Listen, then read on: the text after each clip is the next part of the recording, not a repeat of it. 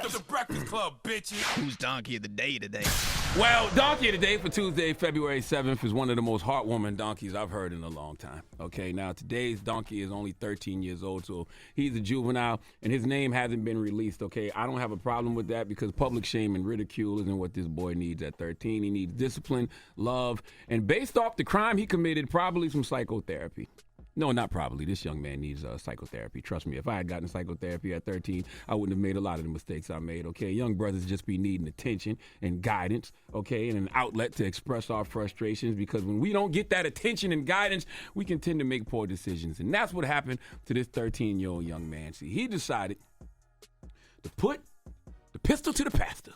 That's right. Lord, they down here robbing reverends. Let's go to KMOV CBS 4 for the report, please. Of carjackings and stolen cars in St. Louis is not slowing down. The latest victims, a church pastor and a local children's charity. The pastor tells News 4 he's thankful to be alive after two boys appeared to be in middle school put a gun to his face and took his van. This is surveillance video of the incident last night in the parking lot of Carondelet Baptist Church in South St. Louis. Police say the two boys did not get far. They hit other cars as they drove away and abandoned the van they stole just a few blocks from the church. The pastor says he had to explain to the teens how to start the vehicle because they seem to be inexperienced. 13. And because of their inexperience, because of that, I didn't want them to say, hey, this isn't working out, shoot the guy and go. I mean, seriously, I was trying to think a step ahead of them. The teens ran from the scene. The pastor says he pressed charges because he wants to hold them accountable, and he wants to prevent this from happening to anyone else. I agree with him. Okay, when I was young, my daddy, salute the cowboy in Kitfield, South Carolina, dropping the clues bombs for my pops, man. My daddy used to say, boy, them N-words so crazy, they will shoot in church. Okay, the meaning behind that is some places used to be considered sacred. Some people, some people used to be considered sacred. I mean, the toughest gangsters wouldn't dare rob a pastor. Okay, robbing a reverend is like robbing God to a certain extent. And now we know why Jesus has not fulfilled his promise to you Christians of coming back. Why would he? All right, think about that for a second. Y'all been killing God's messengers, Jesus being one of them, for the longest. Now y'all jacking them? How you sticking up the scripture spitter? Okay, now I know y'all heard me say this is one of the most heartwarming donkeys I've heard, okay, in a long time. I probably shouldn't have led with that because y'all probably wondering what was so heartwarming about the pastor getting robbed. The answer is nothing, okay, but it's everything that happened after that. See, that little boy got caught, okay, and he's currently charged with first-degree robbery. You know how he got caught? Not just because they wrecked the cars, it's because someone identified that little boy and turned him in. Not just to someone who knows him very well. In fact, the person knows that little boy better than he knows himself. Let's go to NBC 5 for the report, please.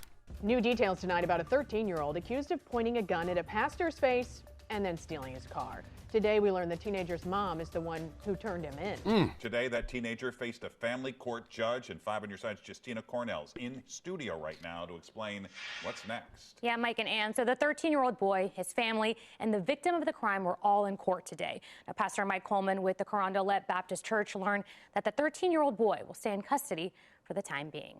Wednesday morning, one of the teens arrested, a 13-year-old, was in court. Police say his mom turned him in over the weekend. His mother becoming aware of the event and questioning her son and turning him over to this juvenile court for prosecution. And investigators are still working to locate the second suspect. God bless that mom. Round of applause to that mom, man. Salute to that mom. I don't know how old that mom is, but that mom clearly has worked too hard on her karma.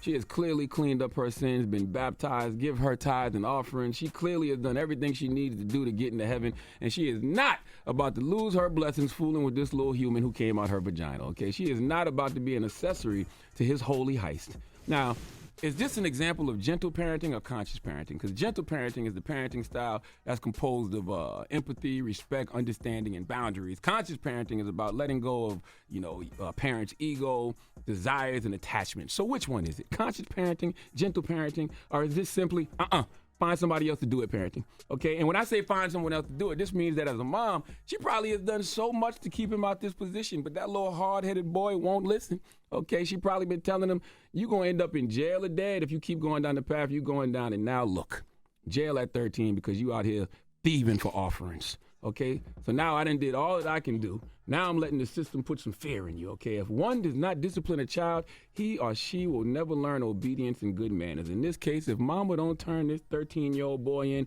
he's going to end up dead or in prison forever. Because if you already robbing pastors at 13, my God. And I'm not mad at his mother at all. And if you think your mother is a snitch and op, then sit your ass in that juvenile detention center until you get some sense about you, because you got life all the way effed up. Now, let me ask two fathers in the room. We got Envy and Ray J here. 13-year-old child robs a pastor at gunpoint. Your child. You turning him into police? 13-year-old. It's your child, Ray. And I'm turning my own child in? Would you? If they robbed the pastor. Did he take all the the collection too? Like all of the money from the Man, he robbed the pastor. The pastor was sitting in his car, man. Oh, but he didn't take the the church money that they gave. What does it matter? He tried to rob the pastor at gunpoint. I'm taking my son home and then I'm talking to him. Okay. I'm not gonna report him to the police. It's my son. 13 years old, he already putting pistols to pastors. But that's if you it's a bunch of people tripping on people snitching and they just friends. It's my son. Bridget don't want to be a snitch. What about you? No, I'm just saying there's a difference between snitching and then turning your son.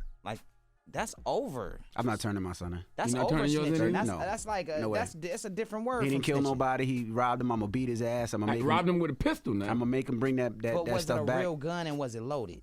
Man, shut up, man. I'm gonna make him bring the stuff back.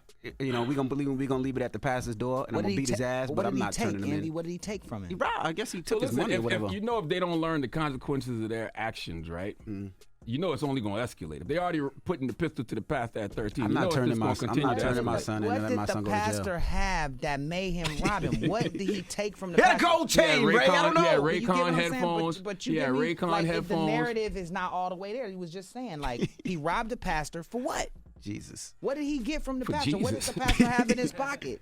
What did he get from him? Did he take his wallet? Did he take? Maybe he took his wallet. Maybe he took some money. Maybe he took his jewelry, his watch, his Rolex, and all that. Always remember Proverbs 13:24. Whoever spares the rod hates their children, but the one who loves their children is careful to turn their ass in the police when they out here committing crimes against clergymen.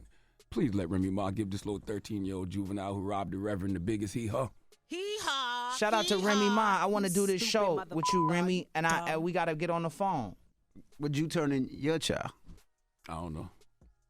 So you just gave us that whole speech. You just gave us that whole speech. Oh, do this. Oh, he robbed the pastor. He robbed this. And when he goes to jail, he's going to do this. And then it's going to happen to this. And this is just a start. I applaud. Man, you guys are cool together. I applaud this mom for doing it, but I don't know what I would do. I wouldn't turn my son if I was in that No situation. way. I like how you guys go back and forth and stuff. I guess dope. And I don't have a son, so I got 4 daughters. I don't know. I really don't know. Let's what say your daughter did it. Let's say your daughter pulled the Clio and ran up on the hammer and robbed the pastor. I don't know. I don't know. I'd be thinking, damn, what did I do wrong that she would have to do that? Donkey of the Day is brought to you by the law office of Michael S. Lamonsoff. Don't be a donkey. Dial pound 250 on your cell and say the bull if you've been hurt in a construction accident. That's pound 250 from your cell and say the bull.